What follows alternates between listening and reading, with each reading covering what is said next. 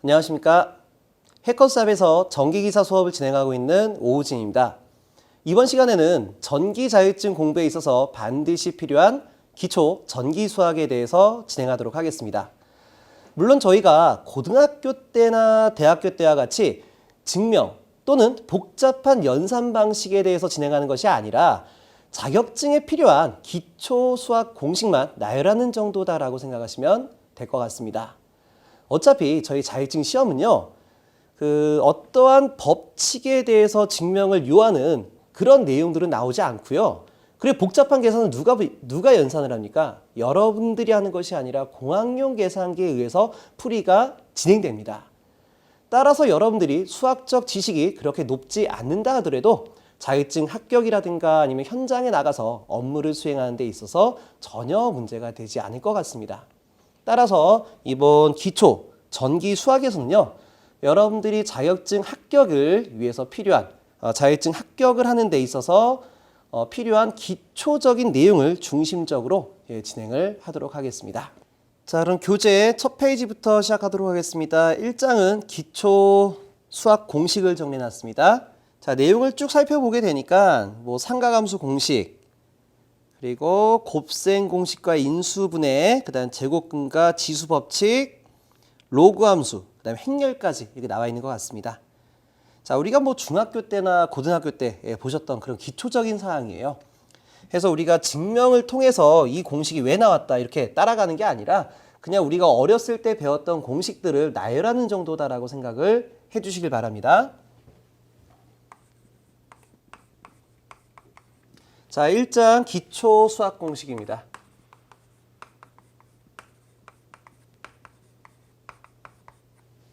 자, 첫 번째 사항으로 삼가함수 공식이요.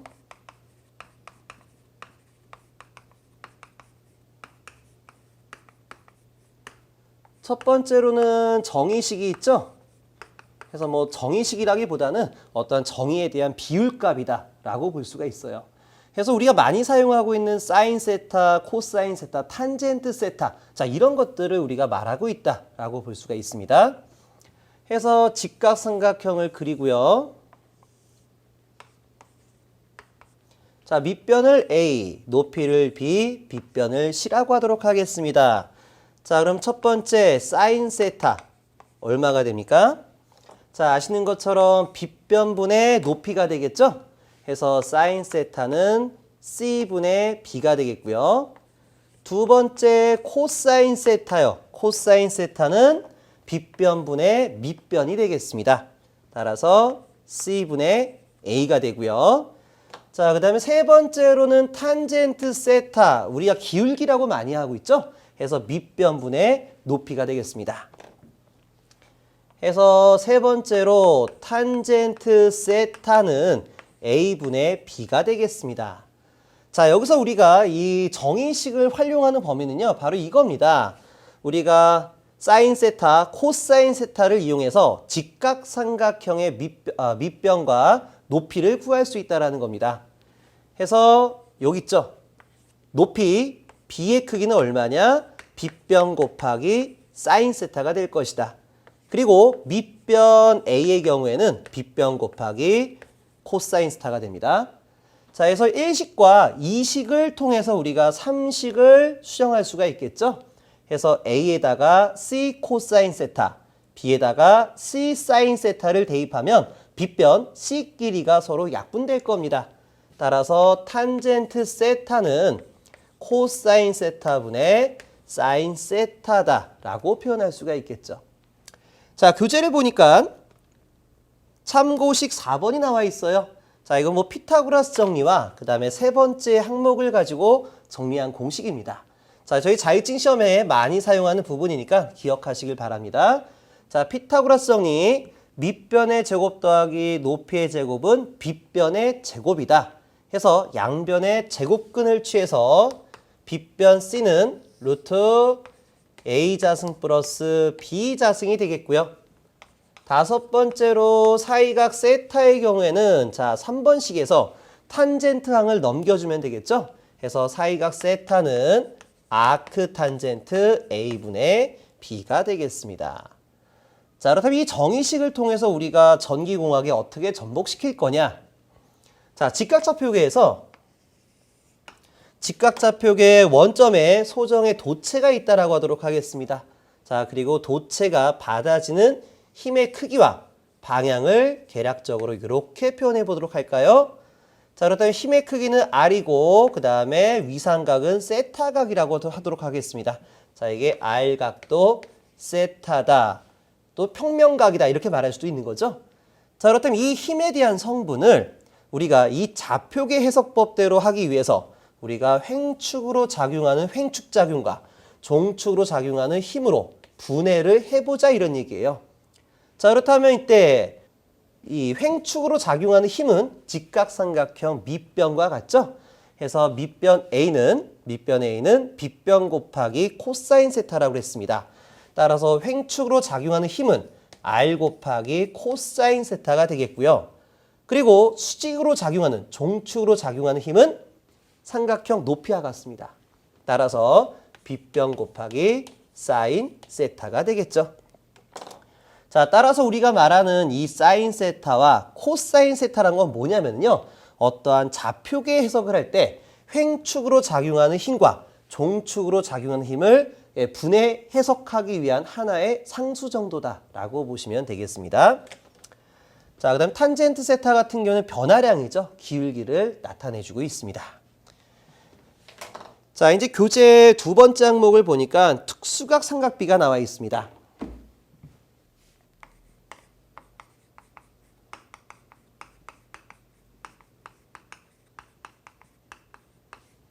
자, 특수각 삼각비라는 건 여러분들이 아시는 것처럼 세타각이 30도, 45도, 60도, 뭐 좀 더 확장해서 말하면 0도와 90도일 때 각각의 얼마를 나타낼 거냐 이런 얘기죠. 해서 거기 나와 있는 표를 그대로 작성하게 되면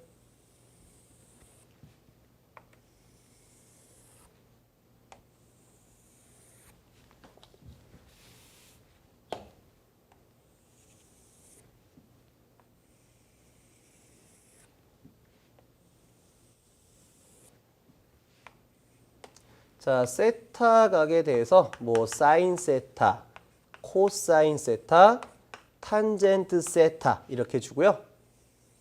각도는 0도, 30도, 45도, 60도, 90도. 자, 여기까지 작성을 할게요.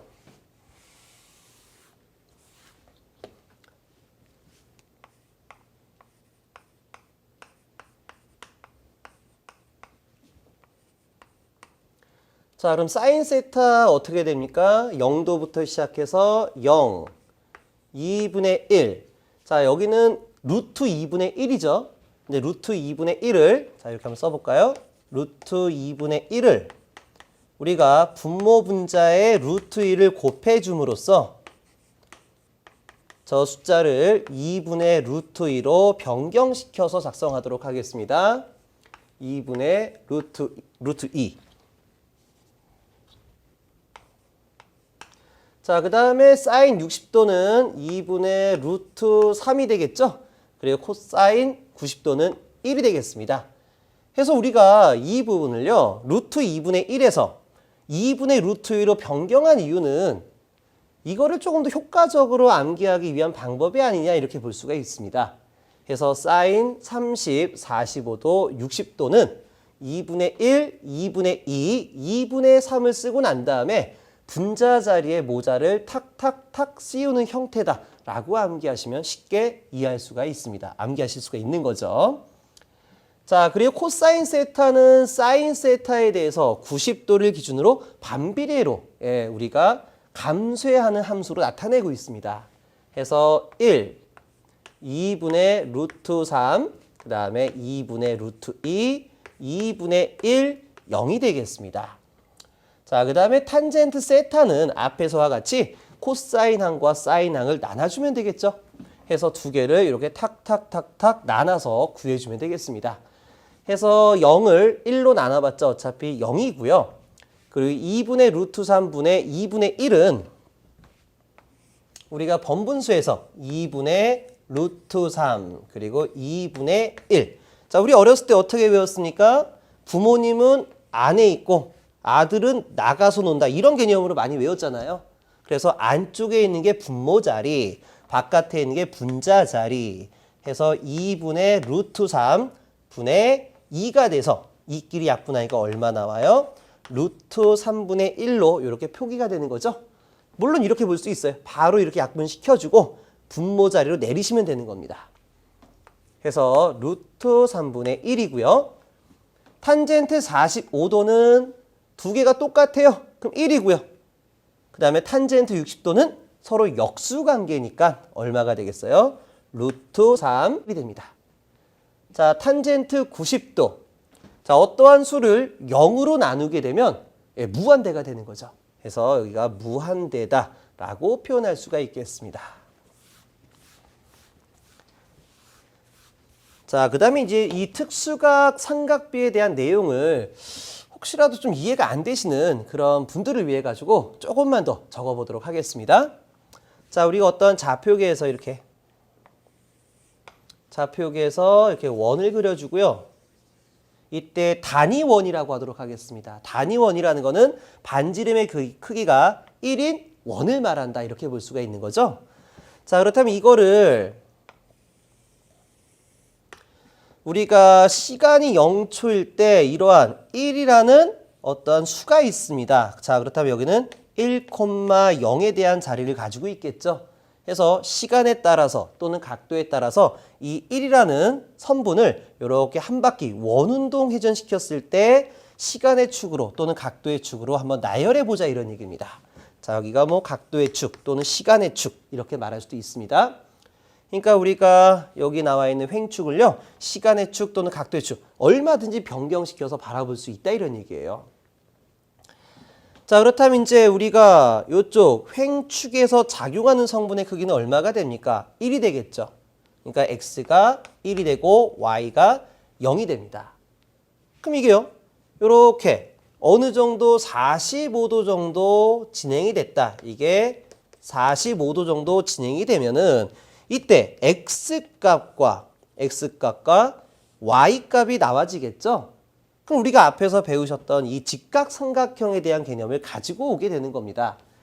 그렇다면 우리가 앞에서 얘기했었어요. 45도의 경우에는 사인 45도 2분의 루트 2가 되고 코사인 45도는 2분의 루트 2 똑같이 나온다 이런 얘기예요. 그래서 여기 좌표의 크기는 x축이 2분의 루트 2, y축도 2분의 루트 2가 되는 겁니다. 자, 그 다음에 각도가 90도까지 진행이 되고 나면은 이때 좌표가 얼마가 돼요? x좌표는 0이 되고 y좌표는 1이 되겠죠.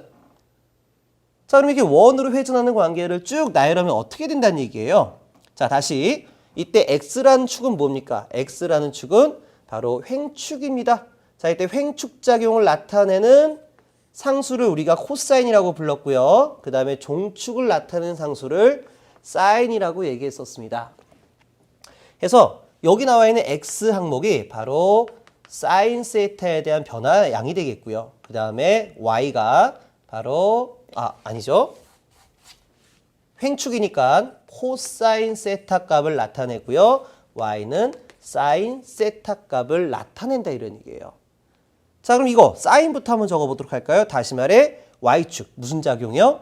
종축작용이요. 종축작용을 시간에 따라서 또는 각도에 따라서 그 크기를 이렇게 시간에 따라 나열을 해보도록 하겠습니다.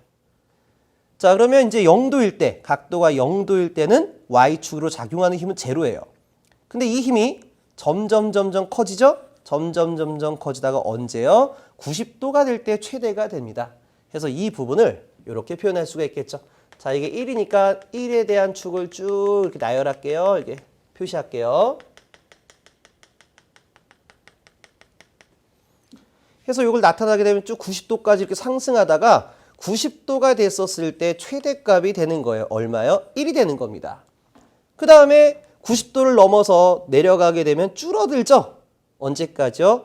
180도까지 도달하게 되면 y, 종으로 작용 힘은 제로가 되는 거예요. 그래서 요거 나열하면 이렇게 만들어집니다. 별로 안 이쁘게 그려졌네요. 여기가 180도 축입니다. 그 다음에 이제 180도를 넘어가게 되면 이제 마이너스 방향으로 힘이 작용하게 되는 거죠. 그러니까 마이너스로 작용하다가 다시 한번 이렇게 돌아온다라고 볼 수가 있습니다. 자, 그림이 조금 그렇습니다. 다시 한번 깔끔하게 그리게 되면 각도에 대해서, 시간에 대해서 사인 세타는 이러한 파형을 나타나게 될 것이다 이런 얘기예요. 최대값일 때가 90도, 그 다음에 0일 때가 180도, 그 다음에 마이너스 최대값일 때가 270도, 한 바퀴 돌았을 때 탄주기일 때가 360도가 된다는 얘기예요. 자, 그렇다면 이제 우리가 횡축으로 작용하고자 하는 것을 우리가 코사인 세타다라고 얘기했던 거죠. 그래서 각도가 0도일 때가 최대값 1이 되는 겁니다. 물론 90도까지 회전하게 되면 횡축으로 작용하는 힘이 없어지게 되는 거예요. 그리고 90도를 넘어가게 되면 음의 방향에 대한 횡축 작용이 발생하게 되는 거죠. 그래서 이 부분을 한번 나열하게 되면 이렇게 됩니다. 이렇게요. 그래서 우리가 이와 같이 그리게 되면 이걸 사인 웨이브, 이거를 코사인 웨이브 이렇게 표현하지 않습니까? 근데 어차피 이런 사인 웨이브, 코사인 웨이브는 어떠한 힘의 방향에 대해서 횡축과 종축에 작용한 힘을 회전시켰을 때 나오는 파형의 모양이다라고 볼 수가 있다라는 겁니다. 물론 코사인 같은 경우에는 0도일 때가 0, 점점점 커지다가 90도일 때 무한대가 되니까 90도를 기준으로 뭐 이렇게 그림을 나타낼 수 있는 거 아니냐 이렇게 볼 수가 있는 겁니다. 뭐 여기까지 뭐 자세하게 들어갈 필요는 없을 것 같습니다. 자, 그 다음에 세 번째 우리 교재에 나와 있는 사항이 삼각비에 대한 상호관계가 나와 있습니다. 근데 삼각비 상호관계를 뭐 예각이다, 보각이다, 같은 각의 삼각비다 다 기억하실 필요가 없어요. 딱 세 개만 기억하시길 바랍니다. 식 4번, 5번, 10번 세 가지만 기억하면 될 것 같아요. 그래서 삼각비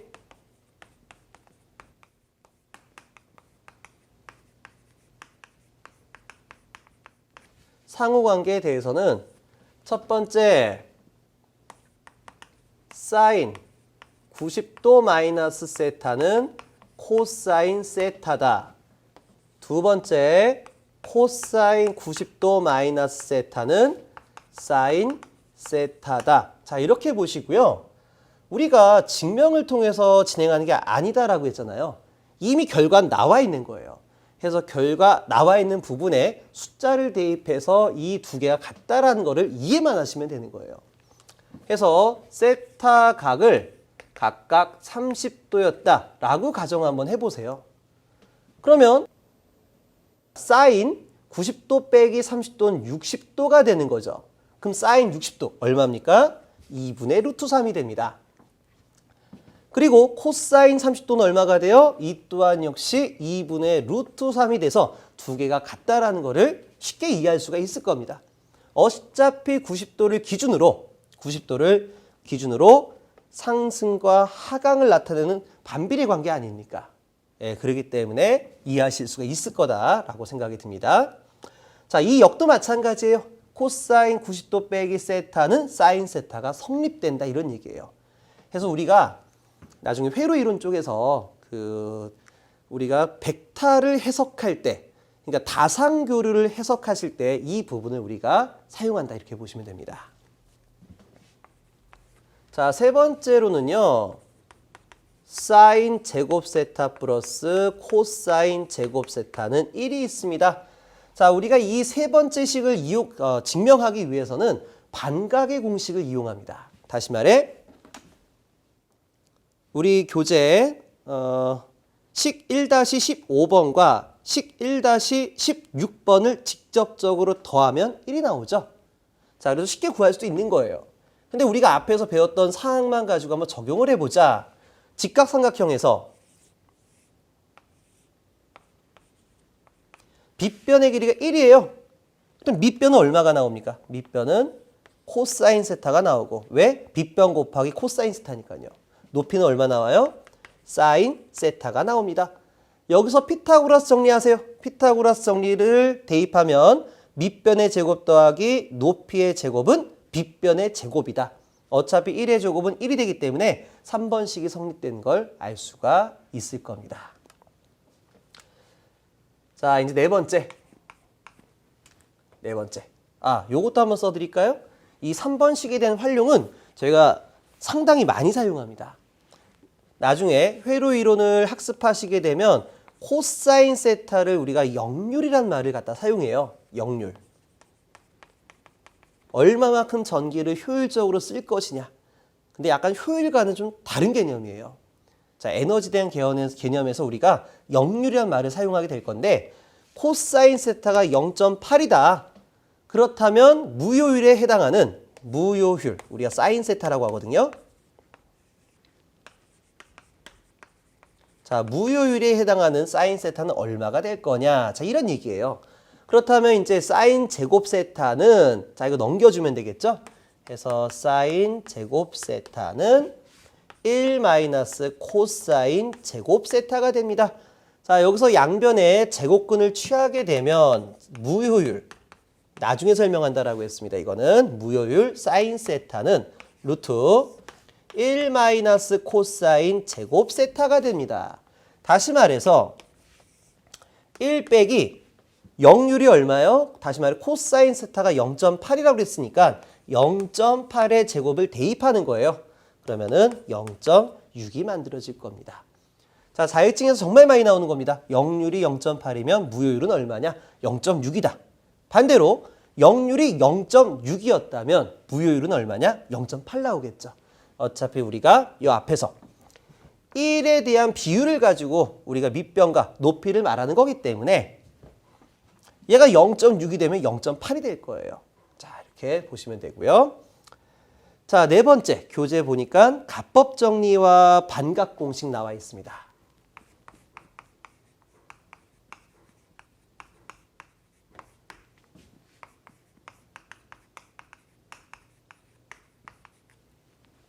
자, 우선 가법 정리 한번 써보도록 할까요? 자, 이거는 뭐 우리가 학습하신 친구도 있고 또 문과생 출신 분들은 안 배웠다라는 젊은 친구들도 있더라고요. 그래서 가법 정리는 사인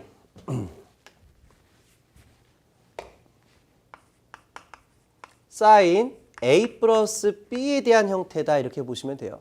그럼 어떻게 외우냐? 자, 제가 어렸을 때는 뭐 사코, 코사 이렇게 불렀어요. 뭐 이 방법 아직까지 쓰는지 모르겠습니다. 그래서 저희 때는 사, 코,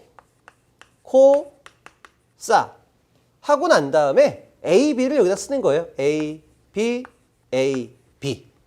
자, 그리고 여기가 플러스면 똑같이 플러스를 잡아주면 되겠고 마이너스였다면 마이너스를 잡아주시면 됩니다. 사코, 코사. 자, 이런 형태로. 자, 그리고요, 코사인이요. 코사인 A 플러스 B였다. 그럼 여기서는 우리가 코코사사 이렇게 외웠었어요.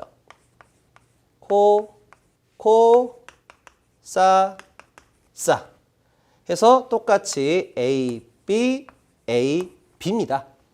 자, 근데 우리가 여기 부호를 쓸 때요. 사인이 두 번 나온다. 싸다. 두 번 쌓게 되면은 우리가 부호가 마이너스로 바뀐다. 막 이런 얘기가 있었어요. 뭐 이게 지금 유치해서 말을 못 하겠는데, 제가 어렸을 때는 이제 놀이가 생각보다 많이 없었습니다. 게임이 많이 없었어요. 그러다 보니까 고스톱 같은 걸 많이 치거든요. 그러다 보니까 이제 고스톱 할 때 두 번 싸면 정말 마이너스다. 막 이런 개념으로 말도 안 되게 외웠는데 그냥 기억을 해주시길 바랍니다. 자, 그리고 이제 만약에 여기 부호가 마이너스였다. 그럼 여긴 플러스로 바뀌게 되는 거예요. 이렇게. 다시 말해 사인이 두 번 합쳐 있으면 부호가 뒤집어진다는 것도 생각을 해주시면 됩니다. 자, 이게 가법 정리고요. 두 번째 반각의 정리가 있습니다. 각이 반으로 된다 이런 얘기예요. 그래서 반각의 정리는 교재 나와 있는 것처럼 3번과 4번식, 다시 말해 식 1-15번과 16번에 해당된다라고 보시면 돼요. 해서 반각의 정리를 증명하기 위해서 첫 번째 식, 자, 요걸 이용하겠습니다. 코사인 세타 더하기 세타는 얼마냐? 코코사사다 이렇게 썼죠? 그래서 코사인 세타 자, 부호 바꿔서 마이너스 사인 세타, 사인 세타가 됩니다. 자, 두 번째는요. 코사인 세타 빼기 세타를 적어보도록 하겠습니다. 똑같죠? 코, 부호 바꿔주고요. 싸. 자, 이제 세 번째 식으로 이제 우리가 두 식을 더해 보세요. 직접적으로 더해 보세요. 그러면 좌항부터 한번 대입해 볼까요? 이쪽 항을 더하게 되면 코사인 세타 빼기 세타는 0이죠. 코사인 0도 얼마였습니까? 1이었습니다. 그리고 여기는 코사인 2세타가 되죠. 해서 3번 조항에서는 1번과 2번식을 더해봐라 하니까 1 플러스 코사인 2세타. 자, 이렇게 되고요. 자, 여기 같은 경우에는 지금 우항에서 사인항이 서로 똑같이 되어 있어요. 그러니까 두 개를 더해주게 되면 부호가 반대니까 지워지겠죠. 그러니까 코사인 세타, 코사인 세타 얼마요? 코사인 제곱 세타가 됩니다. 그래서 코사인 제곱 세타가 두 개가 되니까 이 코사인 제곱 세타로 표현할 수 있을 것 같습니다. 자, 따라서 여기 나와 있죠? 코사인 제곱 세타는 얼마냐? 2만 넘어가면 되는 거예요. 2만. 그래서 2분의 1 플러스 코사인 2세타가 될 것 같습니다. 자, 이렇게 정리를 해주시면 되고요. 또 하나 공식이 또 뭐가 있습니까? 이번에는 네 번째에서는요. 두 개를 더하는 게 아니라 2번식에서 1번식을 빼는 거예요.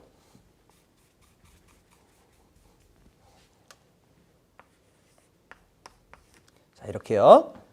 자, 그러면 이거 코사인 0도니까 1이었고 빼기 요거니까 마이너스 코사인 2세타가 된다. 자, 근데 이제 우항에 보니까 서로 지워지겠죠?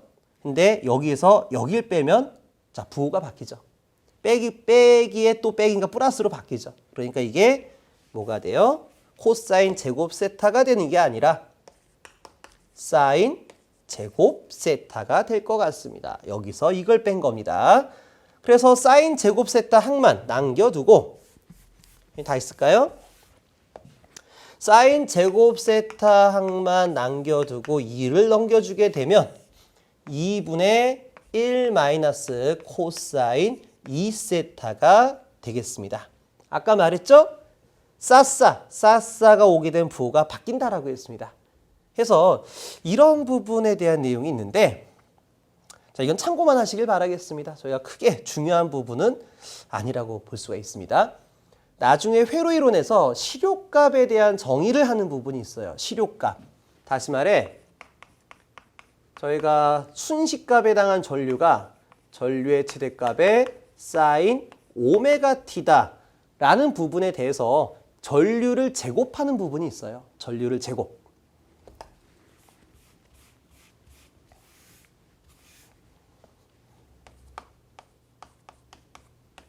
자, 이렇게요. 그렇다면 당연히 요거는 그대로 제곱이 되겠고요. 사인 제곱 오메가 t. 그냥 오메가 t라고 읽거든요. 그냥 보세요. 뭐 이게 좀 기분이 좀 그렇다. 그러면 뭐 세타라고 해도 되는데 그냥 오메가 t 쓰겠습니다. 오메가 t. 사인 제곱 오메가 t 값은 얼마냐? 이렇게 바뀌어진다라고 했죠? 그러니까 곱하기 2분의 1 마이너스 코사인 2 오메가 t 이렇게 바뀌어서 해석을 해줘야 되거든요. 물론 2를 앞으로 빼내서 2분의 전류의 최대값의 가로 열고 1 마이너스 코사인 2 오메가 t. 자, 이렇게 작성해서 증명을 이어나가져요. 그래서 이럴 경우에만 한두 번만 쓰입니다.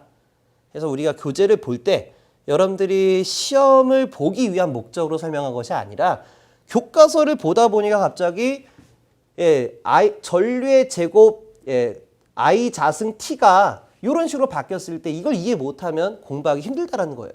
그래서 그때를 위해서 간단하게 안내만 했다. 이렇게 보시면 되겠습니다. 자, 그러면은 반각까지 해가지고요. 삼각함수에 대한 공식은 마무리가 됐다라고 보시면 될 것 같아요. 자, 교재 3페이지를 보시게 되면 1-2절에 곱셈 공식과 인수분해 공식. 자, 이거 중학교 때 배웠나요? 자, 이 부분도 이제 정리를 한번 하고 넘어가도록 하겠습니다.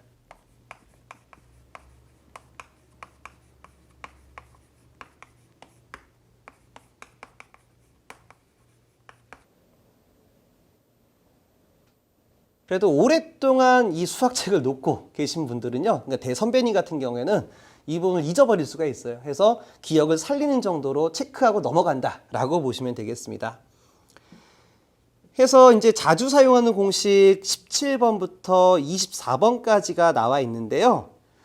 뭐 좀 과하게 써진 것 같아요. 제가 썼지만 과하게 들어가 있습니다. 여러분들은 17, 18, 19, 20 다시 말해 1, 2, 3, 4번 항목만 기억하시면 돼요. 한번 써보도록 하죠. 첫 번째 뭐가 있어요?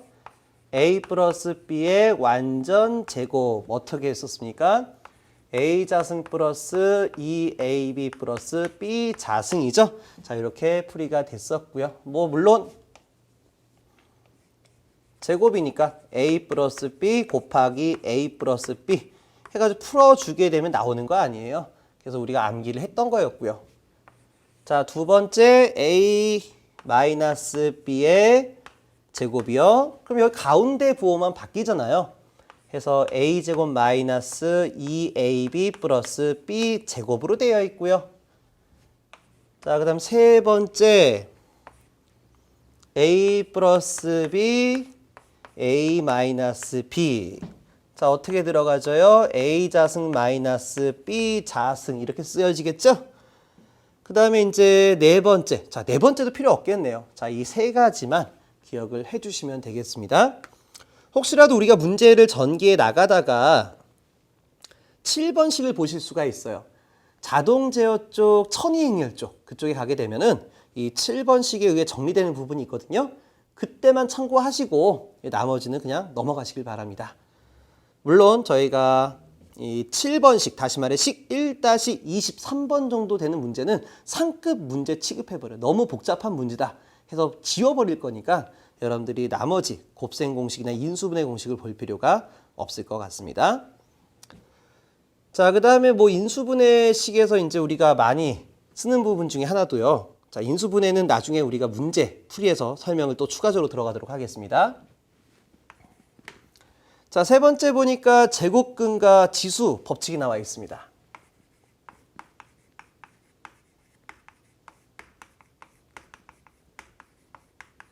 자, 이것도 역시 기본이죠.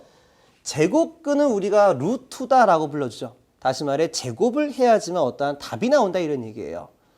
해서 여기 또 자주 사용하는 공식 쭉 나와 있습니다. 첫 번째가 뭐예요?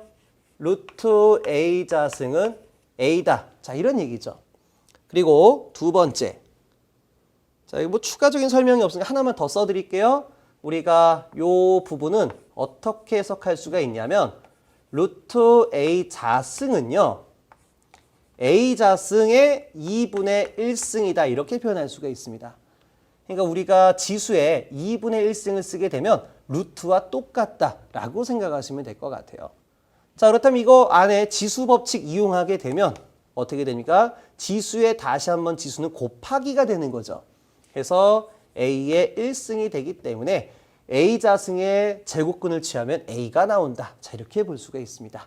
자, 여기서 여러분들이 기억하실 거는 루트라는 거는 어떠한 수의 2분의 1승을 취한 것과 같다. 여기까지 생각해 주시면 되겠고요.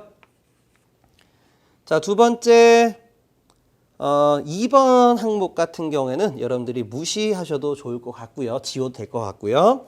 세 번째 항목 루트 A 곱하기 루트 B는 루트 A, B와 같고요. 그 다음에 네 번째, 그러니까 우린 3번이라고 쓰면 되겠네요.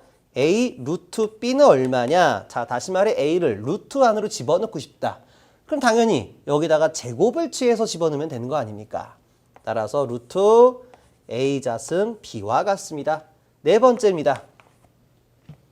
자, 네 번째 루트 A분의 루트 B가 있어요. 그럼 자, 이거는 하나로 묶여서 루트 AB와 같다. 이렇게 표현할 수가 있습니다.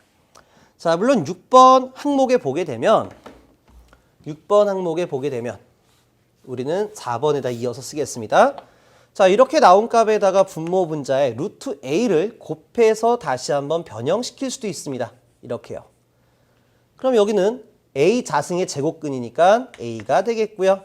그 다음에 루트 B 곱하기 루트 A는 루트 AB로 묶어 쓸 수도 있습니다. 자, 그 다음에 마지막 저는 5번이라고 쓰고 교재는 7번 항목이 되겠습니다. 루트 A 플러스 루트 B의 1. 루트 A 플러스 루트 B분의 1은 우리가 어떻게 전개해 나갈 거냐. 자, 전개라는 거는요. 나중에 여러분들이 보시면 꼭 공통적 특징이 있어요. 복수수가 됐건 또는 이렇게 제곱근이 나오건 반드시 이러한 제곱근이나 복소수는 분자 자리에만 놓는 겁니다. 분자 자리에. 분모는 우리가 상수 상태를 유지시키면 되는 거예요. 자, 이게 무슨 말이냐? 자, 여기다 곱해줍니다.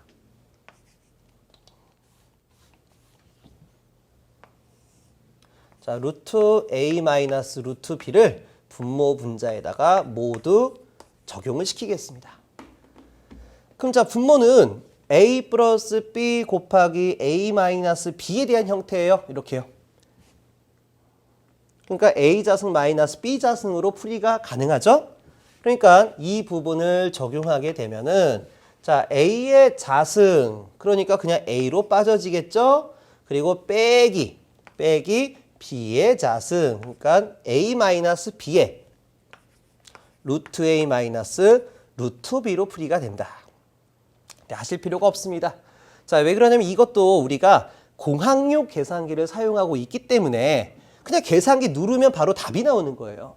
굳이 여러분들이 여기 이렇게 전개를 해 나갈 필요가 없다라고 보시면 되겠습니다. 참고사항으로만 보시길 바래요. 자, 그리고 난 다음에 지수 공식이 나와 있죠. 첫 번째 제곱근에 대한 공식이 나와 있고요. 다음에 지수에 관련된 공식이 나와 있습니다. 자, 지수. 자, 우리 특별하게 구분 안 했으니까 6번 이렇게 쓸게요. A의 0승, 지수의 0승은 1이 되겠죠. 너무 기본이죠. 7번째 A의 M승 곱하기 A의 N승은 얼마냐? 자, 밑수가 같았을 때 두 지수의 곱은 얼마? 지수의 합으로서 풀이가 됩니다. A의 M 플러스 N이요. 자, 그럼 8번째 A의 M승 나누기 A의 N승은 얼마냐? 자, 이거는요. A의 N-M이다 라고 쓰시면 될 것 같습니다. 다시 말인지 우리가 지수의 곱은 더하기로서 표현되지만 지수에서 나누기는 빼기로서 우리가 표현이 가능하다. 이렇게 보시면 될 것 같아요. 자, 이 사항이 이제 우리 교재에 보시면은 4번째 사항에 나와 있습니다. 자, 다시 말해 A의 마이너스 N승에 대해서 우리가 어떻게 접목을 시킬 거냐. 자, 이거는 우리가 A의 0 빼기 N과 똑같다. 이렇게 말할 수가 있겠죠. 자, 그렇다면 이거 다시 한번 써주게 되면은요. 요거는 A의 0승 곱하기 A의 마이너스 N승과 같아요. 자, 우리 지수에서 마이너스 부호를 집어넣는다는 거는 분모 분자가 바뀐다라는 거예요. 자, 쉽게 이렇게 한번 보도록 하겠습니다. 우리가 10의 2승분의 1은 얼마예요? 요거는 100분의 1과 같기 때문에 0.01로 표현할 수가 있죠. 그럼 이 소수점 D로 2에 딱딱 넘기니까 10의 마이너스 2승과 같다. 이렇게 표현합니다. 다시 말해 뭐냐? 지수의 부호가 바뀌게 되면 분모 분자를 뒤집을 수 있는 거예요. 그러니까 여기요. A의 마이너스 N승은 지수의 부호를 바꿔서 분모 분자를 바꿀 수가 있다. 자, 이렇게 표현할 수가 있습니다. 따라서 이건 어떻게 돼요? A의 0승은 1이죠. 1. 그리고 A의 마이너스 N승은 AN승분의 1과 같기 때문에 AN승분의 1로서 이렇게 나타낼 수가 있습니다. 그러니까 여기 부분도 마찬가지예요. 여기 부분도.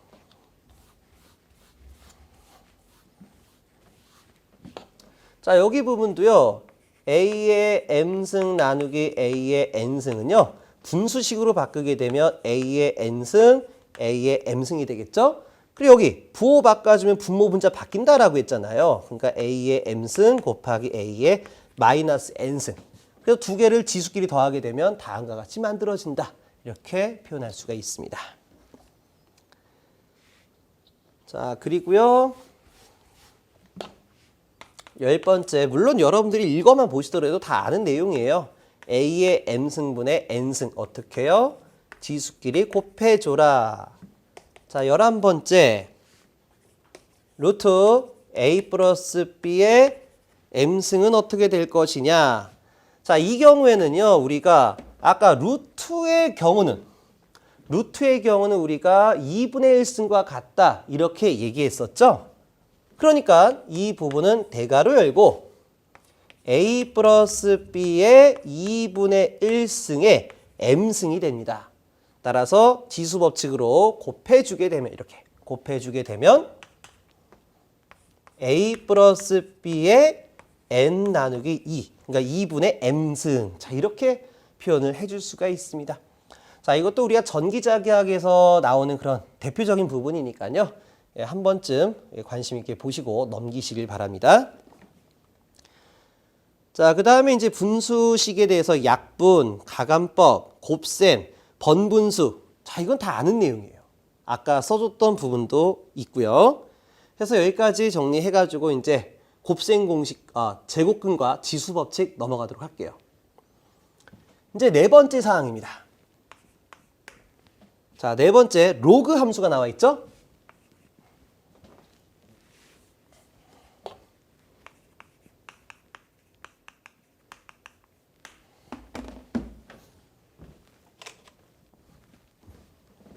자, 우리가 로그 교재만 보더라도요. 뭐 지수에 대한 함수 그래프, 그 다음에 로그 함수에 대한 함수 그래프, 그리고 로그에 대한 정의 쭉 나와 있어요.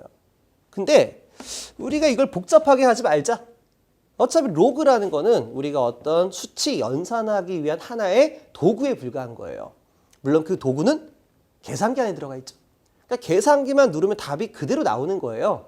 그래서 여러분들이 어렵게 가지 마시고 우리가 로그 함수를 사용하기 위한 기본적인 공식 이것만 기억하자 이런 얘기예요. 그렇다고 해서 너무 개념을 넘어가서 설명드리면 안 되겠죠? 그렇다면 로그를 왜 사용하느냐? 사용 목적에 대해서 이제 먼저 얘기하도록 하겠습니다. 자, 로그 함수를 사용하는 목적은 지수를 구하기 위함이다. 자, 이렇게 보시면 돼요. 지수를 구하기 위해서 로그 함수를 사용한다. 이렇게 쉽게 생각하시면 됩니다. 자, 예를 들어 너무 쉬운 예입니다. 10의 x승이 1000이었다면은 x가 얼마가 돼요? 3이 나옵니다. 근데 10의 x승이 178이었다면 지수 얼마가 됩니까? 알지 못한다 이런 얘기예요. 그래서 우리가 사용하는 것이 로그 공식이다. 이렇게 쉽게 생각만 해주시면 좋아요. 자, 사용하는 방법 알려드리겠습니다. 우선 로그 쓰세요. 로그 쓰고요. 지수의 미수를 로그 미수로 집어넣고요. 그리고 결과값을 여기다가 이렇게 입력을 합니다.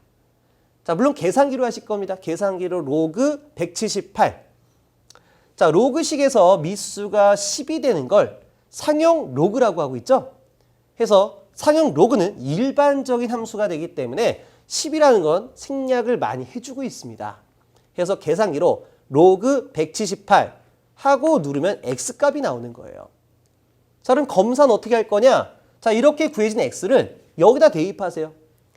10에 얼마 입력하면 178이 나오는 거를 알 수 있다 이런 얘기입니다. 그래서 이 로그 함수라는 거는 여기 나와 있는 지수를 구하기 위해서 사용된다. 여기까지만 생각을 해주시길 바랍니다.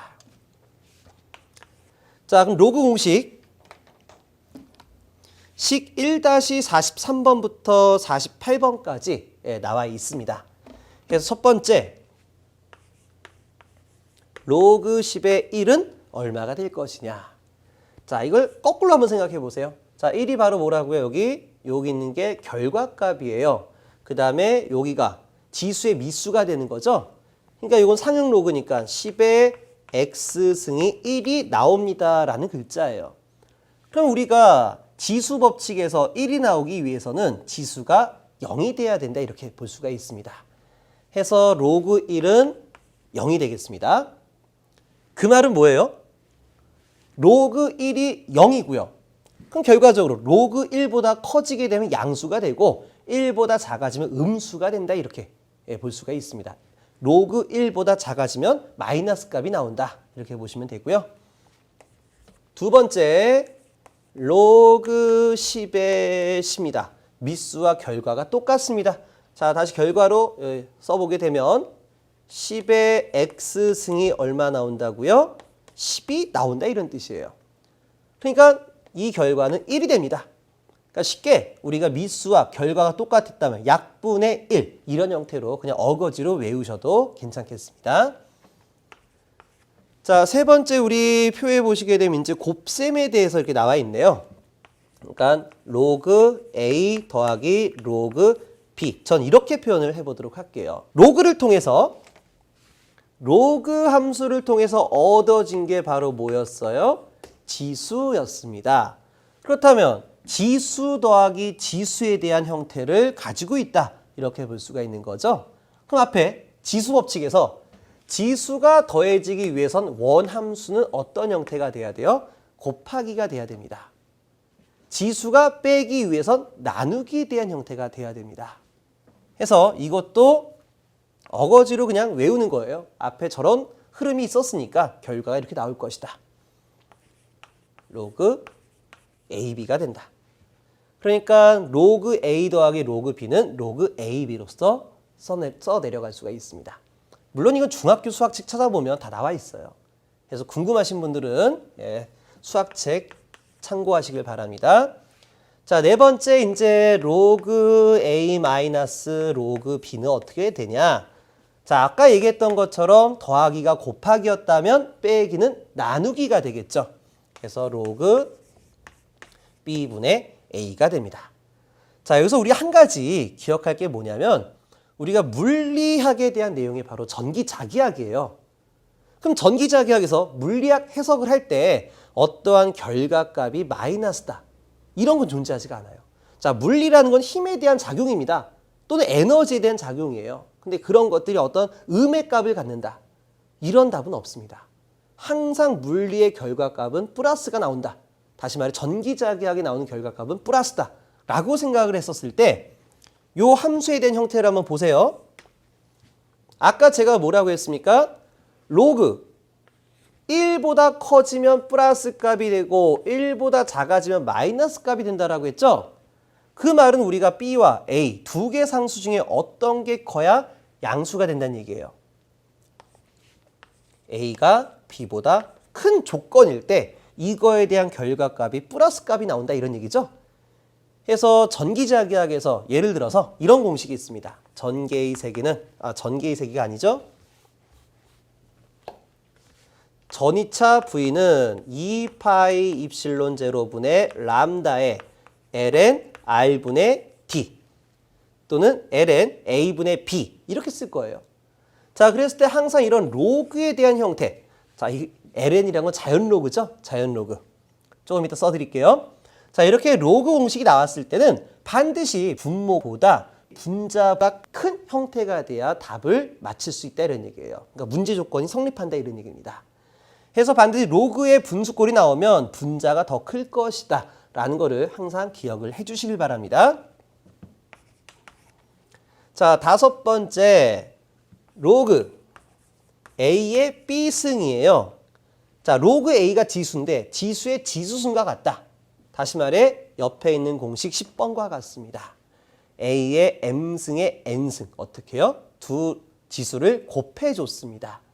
자, 이와 마찬가지로요. 요거를 어떻게 가져가냐? B를 앞으로 빼내서 B 로그 A 이런 형태로 가져간다는 얘기예요.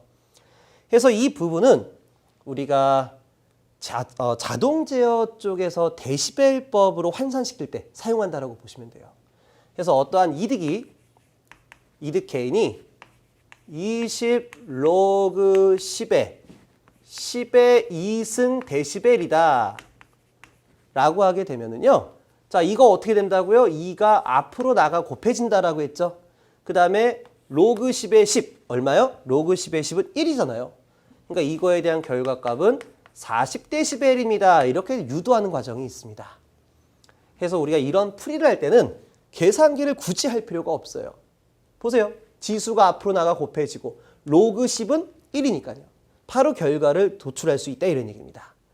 그래서 이런 부분을 생각하셔서 이 공식 기억하십니다.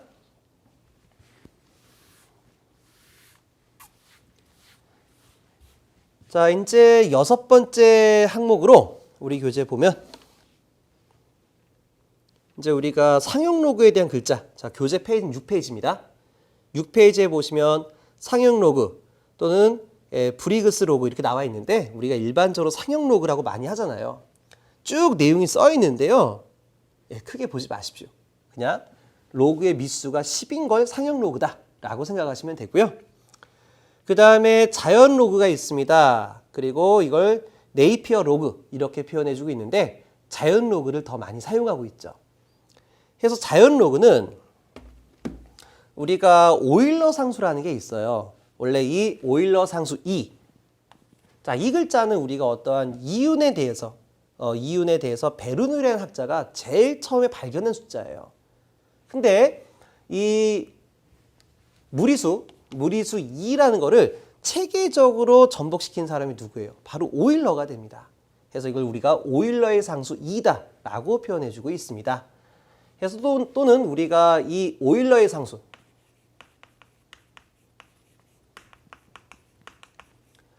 자, 이 오일러의 상수는 어떤 개념을 가지고 있냐면 자연계에서 만들어지게 된 성장률과 아주 밀접한 관계를 가지고 있는 상수예요. 그러니까 우리가 무리수 중에 파이라는 게 있죠. 뭐 3.14 저쩌고 이게 이런 거. 자, 이거는 우리가 인간이 찾아낸 숫자 중에 뭘 의미합니까? 원의 둘레, 원에 대한 개념을 가지고 있을 때 만들어낸 상수다라고 볼 수가 있는 거예요. 근데 이 오일러 상수 2는 바로 뭐냐? 어떠한 성장률을 나타내는, 증가율을 나타내는 자연의 법칙이다라고 볼 수가 있는 겁니다. 이 증명식 보면 상당히 어려워요. 상당히 어렵습니다. 그래서 깊이 있게 들어가지 마시고요. 우리가 이 파이가 3.14입니다. 원주율 구할 때 또는 원의 면적을 구할 때 사용하는 상수입니다. 라고 생각하는 것처럼 우리 전기 쪽에서 필요한 목적에 의해서만 도구적으로 사용하시길 바라겠습니다. 자, 고등학교 때 이제 이과 출신이라든가 이제 대학교 때 공대생분들이 이 때문에 상당히 골치 아파해요. 이거를 깊이 있게 들어가지 마시고 개념만 가지고 우리가 활용하자 이렇게 보시면 돼요. 자, 그럼 상수값은 얼마냐면요. 2.718281828 이렇게 나가는 무한급수입니다. 자, 그렇다면 이제 우리 전기 쪽에서 이 오일러의 상수를 왜 사용해야 되냐? 자, 이런 부분이 이제 많이 궁금하실 겁니다. 아까도 얘기했던 것처럼 어떠한 성장률을 나타낸다. 자연계의 성장률을 나타낸다라고 했어요. 그래서 자연의 상수다. 이런 말들도 많이 사용하고 있습니다. 자, 그래서 이제 익스포넨셜 펑션 해가지고 우리가 2라는 말을 써주는 사람들도 있는데 오일러 상수 약자예요. 자, 그래서 이제 우리가 이거를 사용하게 되는 계기는 바로 L과 C 때문에 그렇습니다. 전기를 해석할 때 필요한 상수 세 가지가 있죠. R, L, C가 있습니다. 어떠한 에너지를 공급받아와서 열로서 소비하는 성분을 우리가 R 성분이다, 레지스턴스다 이렇게 불러주고 있어요. 그리고요. 에너지에 대해서 소비는 없고 저장과 충전과 방전을 하는 소자를 우리가 L과 C다라고 구분하고 있습니다. 물론 충방전을 하는 건 똑같은데요. 타이밍이 달라요. 서로 타이밍이 충전과 방전 타이밍이 정반대로서 작용을 합니다. 자, L하면 좀 많이 어려우실 수도 있어요. 코일 성분이거든요. 코일, 이걸 L이라고 하고요. C는 뭐예요? 배터리죠. 콘덴사. 두 개의 알루미늄 극판이 있어요. 이렇게 알루미늄 극판. 그래서 여기다가 전기를 충전하면 한쪽은 플러스가 쌓이고 한쪽은 마이너스가 쌓이는 소정의 배터리가 되는 거죠. 이거에 대한 용량을 배터리가 가지고 있는 전기 충전 용량을 캐패시티 해서 우리가 C다라고 불러주게 되는 거예요. 그렇다면 콘덴서에 전하가 축적되어 올라가는 그 상승률은 어떤 관계냐? 바로 오일러 상수와 관계가 있다. 이렇게 보시면 되는 거예요.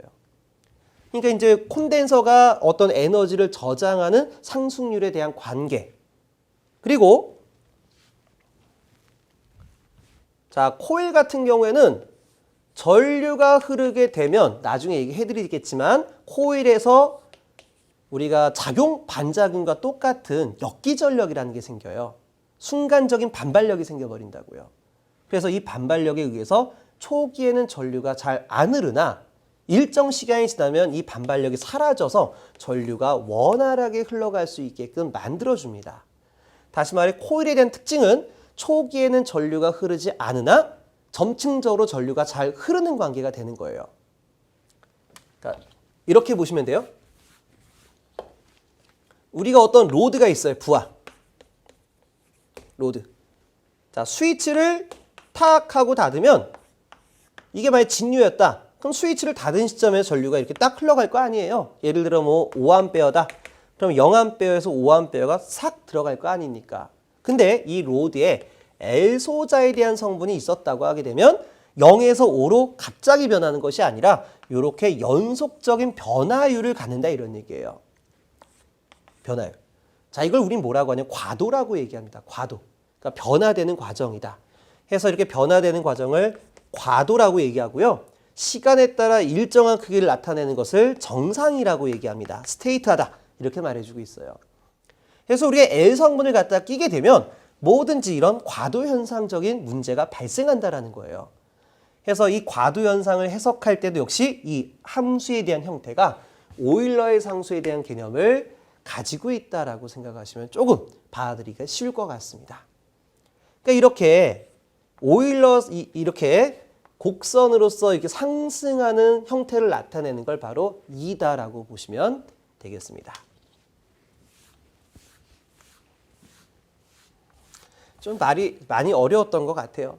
나중에 자세하게 또 한번 설명을 드리도록 하겠습니다. 2의 x승이 y였습니다. 라고 하게 되면 이걸 로그식으로 바꾸면 어떻게 돼요? 로그 미수가 오일러 상수 2의 y 이렇게 되겠죠?